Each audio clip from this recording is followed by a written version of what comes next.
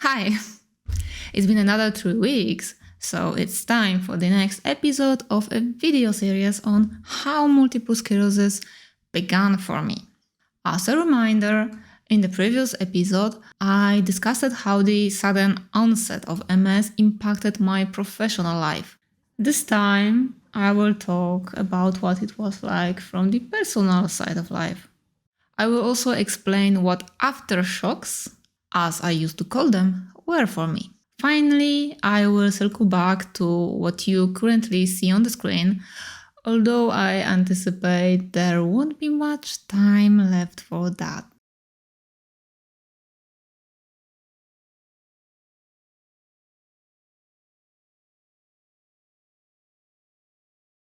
Let me build a bit of drama before I explain specifically what these aftershocks are actually about. Upon returning from the hospital, my life was gradually starting to stabilize, even though my body and inevitably myself still felt the lingering effects of the MS episode. Nevertheless, I was becoming more and more independent. My hands were returning to normal and I could operate them relatively freely. But they were still somewhat out of place, as if I didn't feel them completely right. Strange feeling to explain, like there is some force field that is preventing from moving. On one hand, this could be a result of the fact that, from a neurological standpoint, not everything had yet fully healed.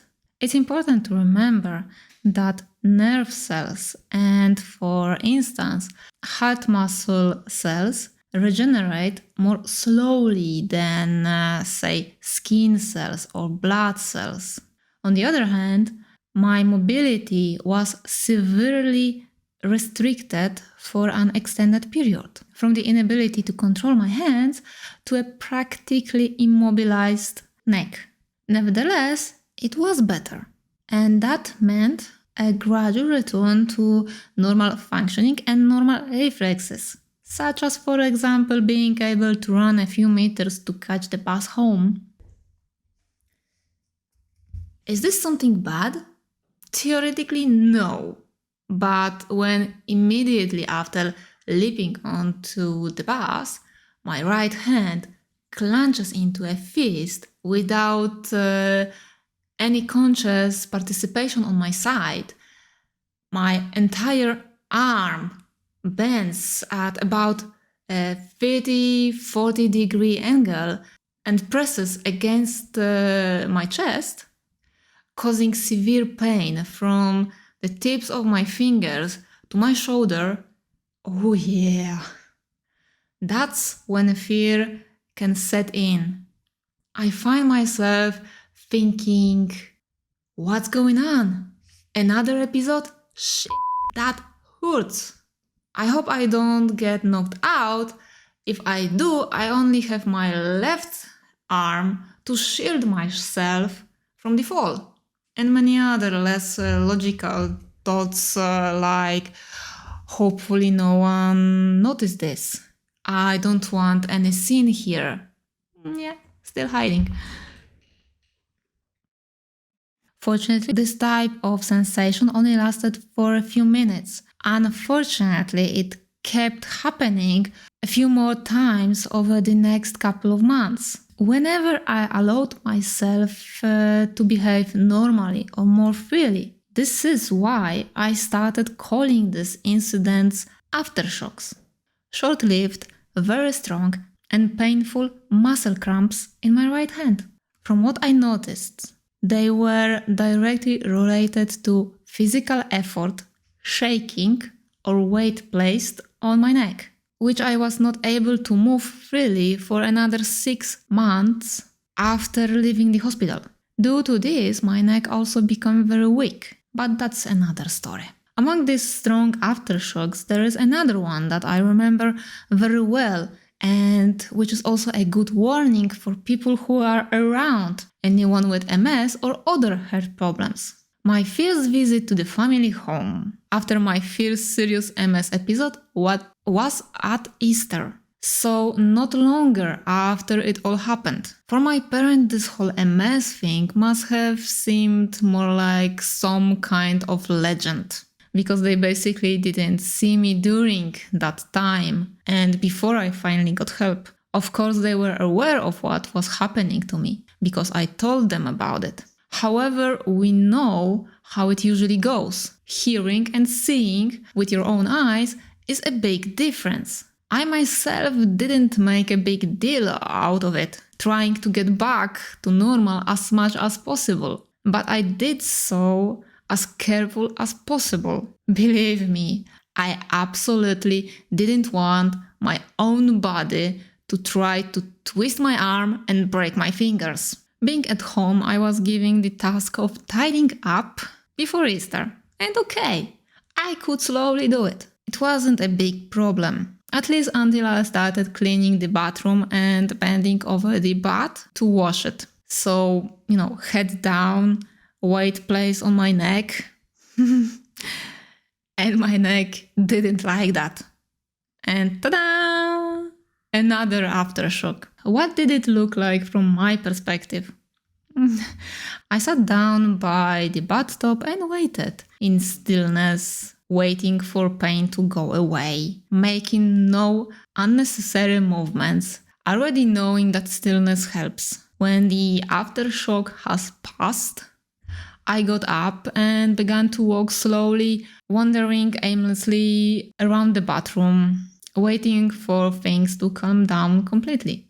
What was this to my mother, who only saw the end of the scene? She resented me and even berated me for not cleaning up quickly. I believe she only took into account that she wanted a quick cleanup, forgetting about what was happening to me. In theory, I shouldn't get upset because it didn't help at times like this.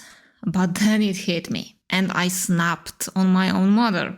She ended up repenting and finishing cleaning the bathroom herself. But did she learn her lesson? I doubt it. No evidence of that to this day. While this has absolutely nothing to do with whether my parents love me or not, I think they do. They definitely don't understand what it is like to be in my position, living with MS. We don't talk about it either, although I tried. The subject is always dismissed because it's too difficult for them, because they don't know how to react. Bloody hell! How I wish they would at least try. Why do I get along so well with my husband? Because although he didn't understand it all at first, he made an effort and now he knows that I won't do certain things. That health and preserving it is first on the priority list. Not work, not money, not many other topics. Why? Because without my relatively good health, all the rest just won't happen. So he often reminds me this. Take care of yourself. Yeah, it's really important. For me and for him. Try to understand another person. Their position, their limitations. Ask before you start judging them in your words or even demanding certain behaviors. It's such a small thing to do and it gives so much. And given that I'm basically at minus time and we'll have to slow down the background video. So that's all in this topic. Now briefly about the character.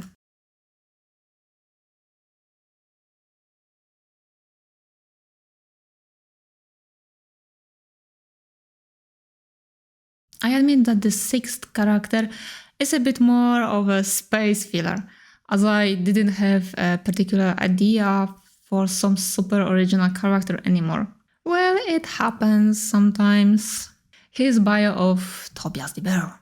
Tobias grew up in a normal middle-class family. As a boy, he was expected to apprentice toward the potter's trade, but the big city he lived in overwhelmed him. He felt worse and worse and became more and more isolated. However, he was aware enough of his own problem that without thinking too much, he joined a group of druids who came to the city for a few days. He has spent the rest of his life so far wandering through the forests and helping the animals and other people he met. Not long ago, Tobias found a broken dragon egg on a tract with a small weak creature inside. All signs indicated that the egg had fallen from some cart. The druid decided to help the little one, fed it and promised to find someone to take care of it until it was capable of living on its own. You can find the rest, as usual, on my ArtStation challenge page, link in the description below, and with your help, in the future, it will also be here on the screen.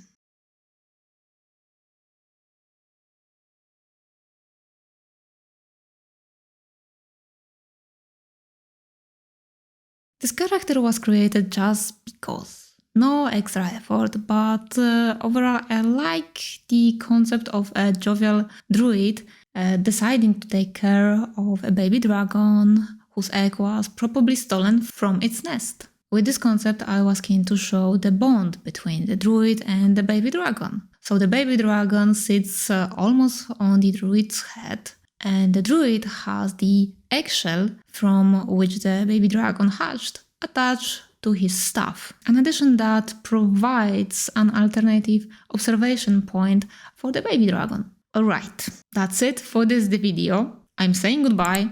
Take care out there. Don't forget to subscribe and like this video. It will definitely help me. See you again. Bye bye.